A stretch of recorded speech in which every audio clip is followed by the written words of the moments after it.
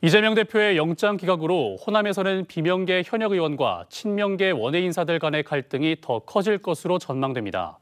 흔들리는 지역 민심 속에서 국민의힘은 호남의 대안 세력으로 인정받기 위해 다시 팔을 걷어붙였습니다.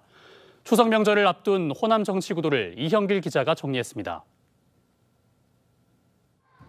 가장 큰 관심은 추석 연휴가 지난 뒤 몸을 추스린 이재명 대표의 메시지입니다. 지금으로서는 체포동의안 가결을 던진 민주당 의원들에 대한 색출 등은 덮어두고 통합의 메시지를 낼 가능성이 높습니다. 다만 이른바 친명계 인사들과 이재명 대표 지지층에서는 민주당 내의 비명계 현역 의원에 대한 책임을 묻자는 주장은 계속될 것으로 보입니다. 이런 가운데 호남 대표로 지명직 최고위원 자리에 앉았던 송갑석 의원의 빈자리를 누구로 채울지가 최대 관심입니다.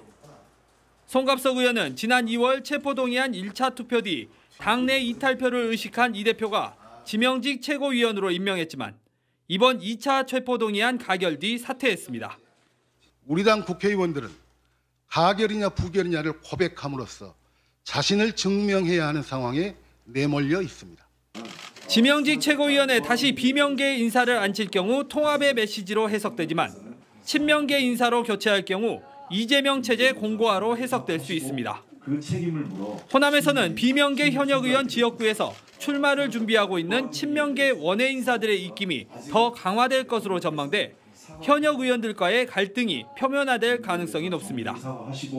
이런 갈등이 호남 내 민주당 이탈을 불러올 수도 있습니다. 통합에 대한 진정성을 대표 내놓지 않는다면 민주당은 최악의 경우 분당까지도 갈 수 있다. 국민의힘은 민주당 호남 일당 독점 구도를 깨기 위해 민생 정책을 중심으로 총선 준비를 가속화하겠다는 입장입니다. 지난 대선과 지방선거에서 호남에서 두 자릿수 지지율을 얻은 데 이어 이번에는 20% 넘는 득표율과 호남 지역구 의원 당선을 목표로 띄고 있습니다. 민생 정치를 꾸준히 진행했을 때 우리 호남인들이 우리 여당의 국민의힘의 진정성을 보고 저희들에게 지지를 보내줄 것으로 믿고 있습니다.